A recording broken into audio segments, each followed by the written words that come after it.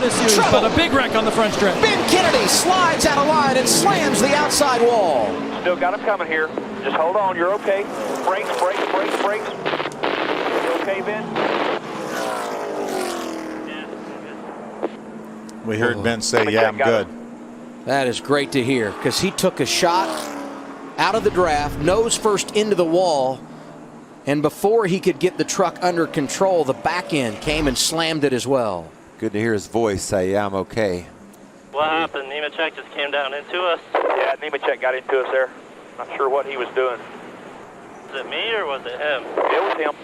That's something you rarely see is a single truck crash here at Talladega. Great point. That was just a lane change on the back straightaway that caused a big pileup earlier in the race, and now the racing looking a whole lot like it did earlier, side by side, 2 peaking at 3 wide, and Ben Kennedy gets turned into the outside wall. Jamie McMurray leading.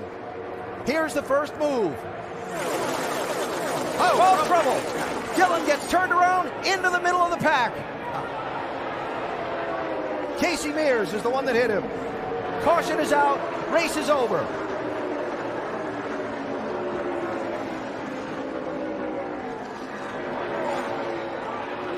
All good, guys.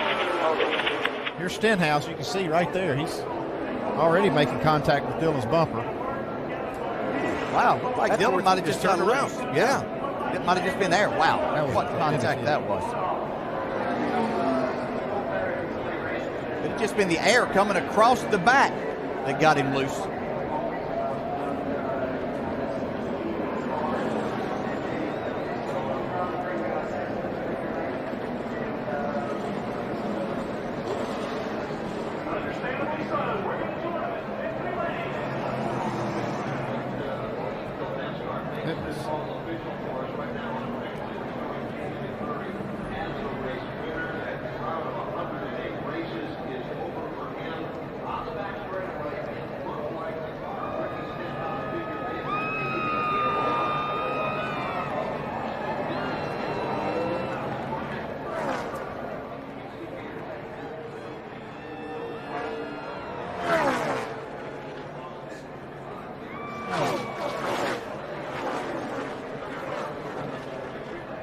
But Chase is going to be able to push that Atlanta car back out front, more wrecking. And around goes the 95 and the 97. Hard hit. Hard into the wall. Oh, my goodness. Oh, it's awful. Ryan Preece in the 37. Fantastic. That's Ryan talking. Glad to hear that. Put the winning it down. Man, that's good to see. Yeah. That was scary. That's one of those wrecks that when you're watching it, or especially if you're Ryan Preece in that car, the angle at which you're approaching that inside wall.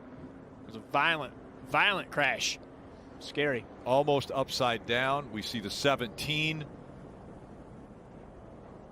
And look at the AMR team right there. And how about that? Frustration to climb out of the car, but still, man, what a hard hit. And glad to see him be able to climb out of that car on his own power.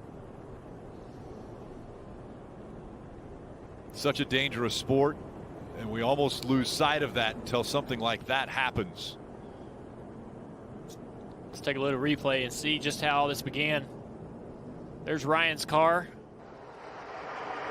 Back there behind Tyler Reddick. He goes to the middle of the racetrack.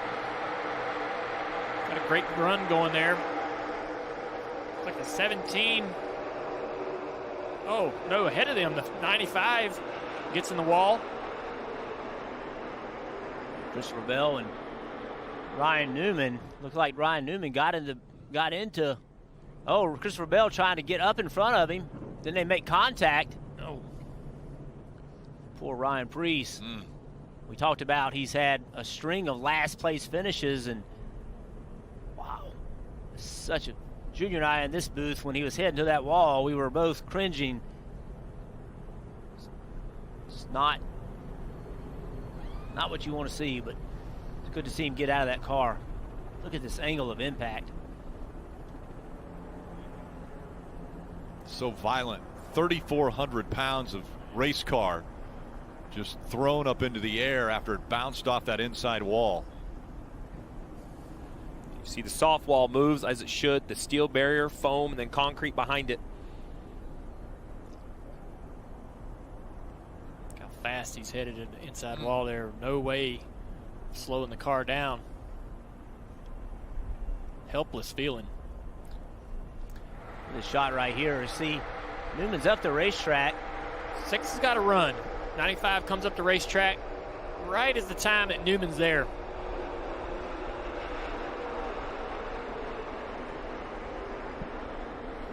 Ryan Newman involved in a very scary race crash in the Daytona 500 to start the season. Guys, I don't think, I think Newman right here is either trying to push him. I don't think he's trying to wreck him, right? He's trying to give him a shove. It caught the 6 as well. I think the 95 comes up so quick, there's nothing he can do. And then this slide is just so long. And I think we all know, you mentioned it, Jeff, we were all quiet because we all know what is on that inside of the backstretch.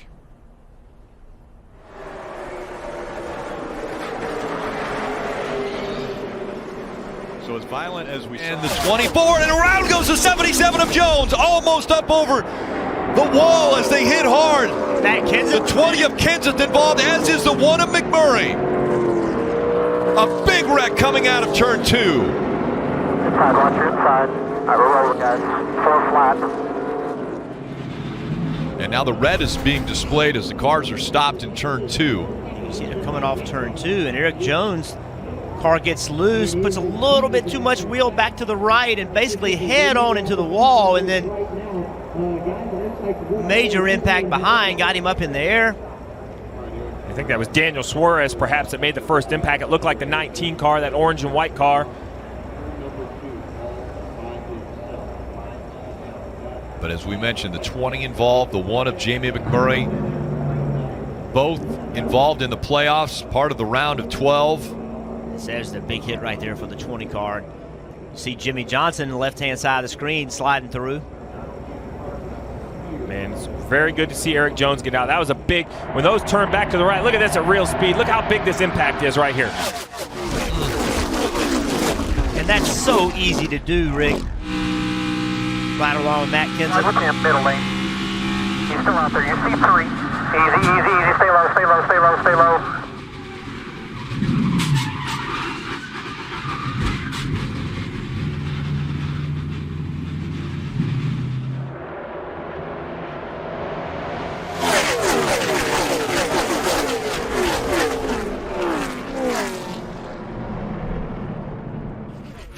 Just a bit in that inside line, the 17 of Ricky Stenhouse Jr. Look at the hands on AJ Albany. Up in the air goes the 42 of Kyle Larson. Caution comes out. And another contact. Matt Kenseth hits. The 1 of Jamie McMurray flying down pit road.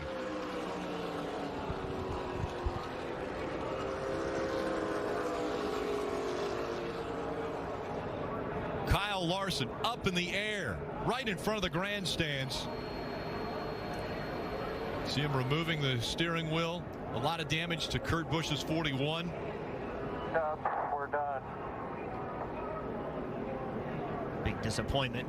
Daytona 500 winner, hoping to come back and defend. Take a look. This is what happened to the 42.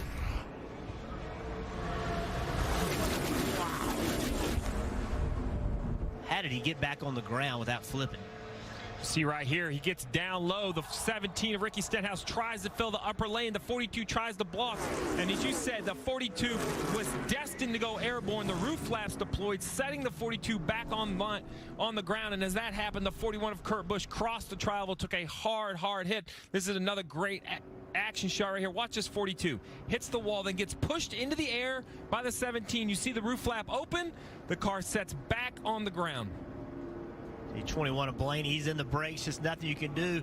Remember, Matt Kenseth, Casey Kane had got shuffled back. They got behind this wreck. Matt Kenseth did not get through it. Casey Kane did.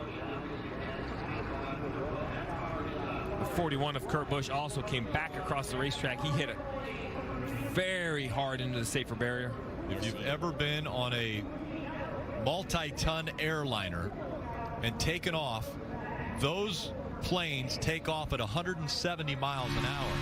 We're riding along at over 190 with the 42.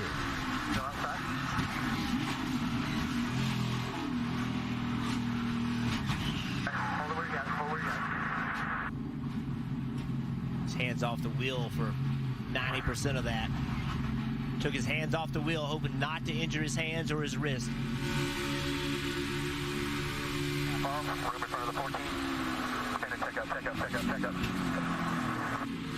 What a sickening feeling.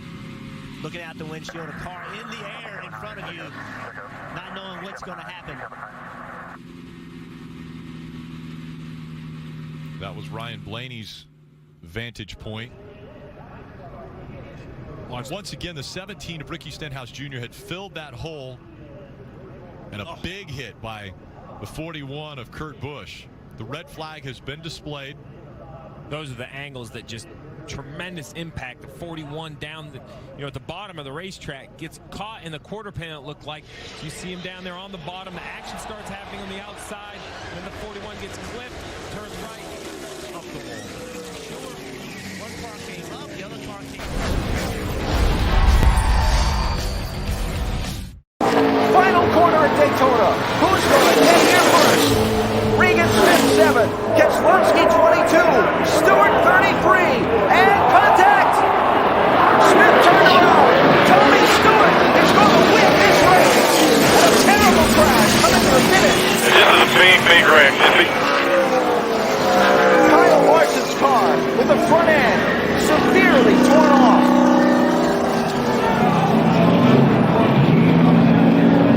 He's bailing out of the car. Part of that car did pierce the catch fencing, shy of the start-finish line. You see some of the others involved. Of today's race, an accident coming to the checkered flag forced that 32 car of driver Kyle Larson up into the safety fencing. They're making some ground. Now moving off of the bottom of the racetrack as they come into the tri-oval. Stay on the yellow line. They're trying to make something happen up top here. Stay on the yellow line. Jason White, and around they go. That will bring the caution out as Joey Coulter goes flying into the catch fence just past the start-finish line, and that will mean John King will win at Daytona. The caution came out just as the pack made it past the start-finish line. Maybe the least experienced driver we had in the field. John, pass them. John, pass them. Slowly, gently pass them. Pass them, pass them, pass them, pass them, pass them. There you go. There you go. Slow it down now. Slow it. John King wins his first ever Camping World Truck Series race in just his 8th start.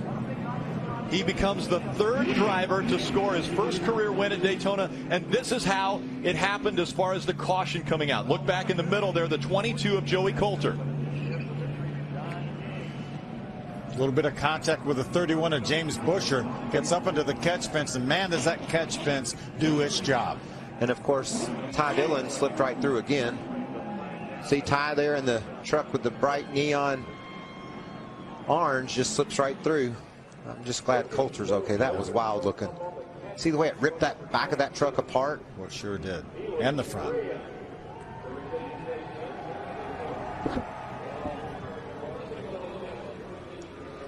James Busher in the 31 got into the back of that 22.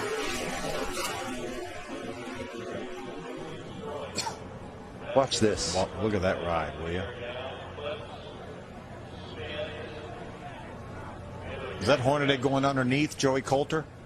Hornaday underneath the 22 of Joey Coulter.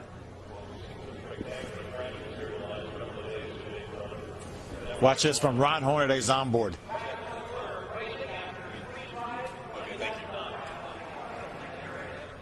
Okay, we got one ahead. I don't know. Right underneath him. Right underneath him. Underneath. How about Todd Bodine's view? Did Ron Hornaday get in the back of James Busher and turn him sideways into the 22 of Joey Coulter? Definitely somebody turned. Watch the 31 get turned. 29's with you now. White flag, middle and 3. Crashing ahead of you. Stay down. Get down. Come on. Joey's upside down. I don't know. I don't know if he just got in a speedy drive up there, Phil, or if maybe Ron got in the back of him. But there goes Coulter walking away. Unbelievable. And the bow to the crowd. We have seen 2 amazing hits tonight, and both drivers walked into the end. Here comes Core again in that blue 43 on the top side with a good push from Purdy. They're wrecking. Holmes is going around and upside down. Zane Smith around. A big one here at Daytona, but keep in mind, this is not the finish of this race. We will see a one-lap shootout to determine this one. So another restart coming, and that's home. See, look at the momentum the outside lane had before that. I'm not sure, though. It depends on. Remember, it's not instantaneous. I mean, it's not. The caution flag's going to come out as soon as they can, because they know the damage is severe enough that we need a caution flag. As you see, Brett Holmes sliding down driver's side.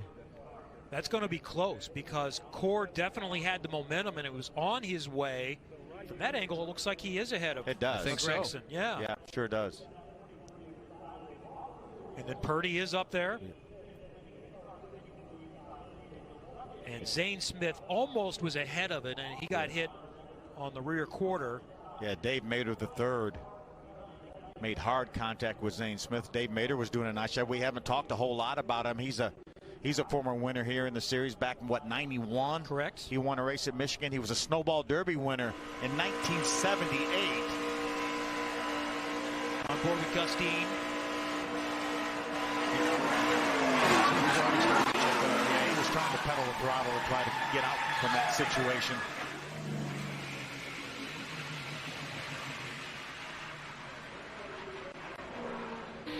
Riley Herbst has had a few close calls tonight. Both those cars in front of him involved in the incident. Let's see how Riley gets through here. Looks like he takes a wild ride through the grass. He dodged two of them. Didn't spend too much time on the grass, though. Did a great job. This is going to be a great view right here. Look at everybody going down to the grass. That's Thomas Prater, that yellow and black car that went through the grass a little bit, and then we saw Riley Herbst go through the grass. Prater came out of that scored in the 6th position. Yeah, you see Riley Herbst is pushing the 32. Really, Gustine, we heard him trying to get out of the throttle, but he's being pushed from behind. Just made contact with the wrong spot on that 32. And look how far underneath the 32, the 23 that Gustine goes. Michael Self going through there. There's Tom Hessert, the 55, going through there. There's the contact from Dave Mader. Big impact. He was fastest in practice here on Thursday. Yeah. He was really enjoying his weekend. I'm not sure there was a happier person in the garage here than Dave Mader.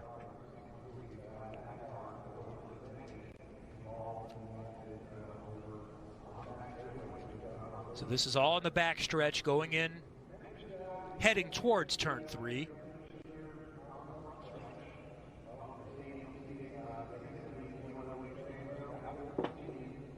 Look at the visual of those sparks. It's amazing pictures. And there's the aftermath. Lap 108, you're clear. 108 at the line here. Oh, we got a crash! 48 goes around. The big one happening. The one's upside down. Slow, big wreck behind you. Kurt Busch climbed all over the top of the 41 of Custer. The 2 is around. Playoff contenders involved. Kurt Busch won a week ago. He's safe into the round of 8. Everyone else is still fighting for points and positions. The 62, Brendan Gaughan, his final NASCAR race was taking place, and he has severe damage to that car. You see the 1, Kurt Busch got up and on top of the 41 of Cole Custer. Yeah, I'm good. I'm good. Tell me the 22 has something to do with that. You see the AMR safety team on the track.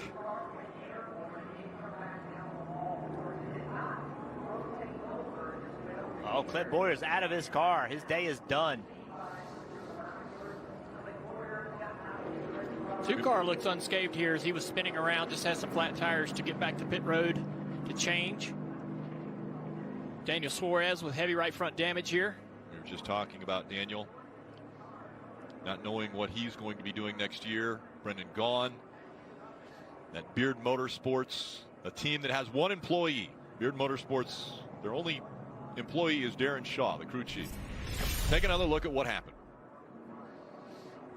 14 car has the 48 car out of control through the tri-oval and gets into the left rear quarter panel and turns the 48.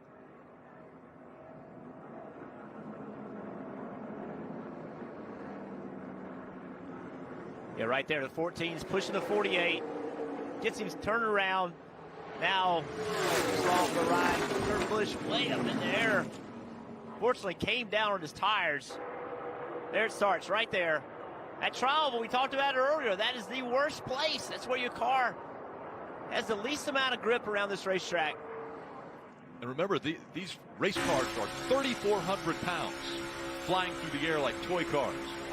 On front, right there, on 3 up, right there, low, straight, low, come on, straight, hold the brake, nothing's coming. Left, all right, hold the brake right there. We're just gonna have a little bit of damage. So right there, it starts. It seems like it gets calmed down, but another bit of contact. Now the 48's around into the side of the 1. And the 1's headed into the outside wall at full speed. Frightening view out the front of that car. As you know, that impact's coming. Anywhere from 30 to 40 G's head on into the fence. Clint Boyer in stage 1 decided to back out of it. In this stage, he decided to go try to get some points. And look at there on the right side of the screen, the 18 car, Kyle Busch trying to avoid the wreck. Slides up into Brandon Gaughan. Jimmy, look at the hands on the wheel. Whoa. He was turning hard right, and the car was still going left. Anytime you get pushed in the left rear quarter panel, the way the arrow works on these cars, it just spins the lead car out. More times than not. A lot of cars involved. There were 11 laps to go in stage 2. Kyle's trying to miss the 48 as he's coming off the wall and gets a little bit of contact in the right rear tire. Look at that, how quickly that car. The contact, the head-on hit into the outside walls is really scary to watch. Watch this shot. Bottom 3, there's only 3 or 4 up top.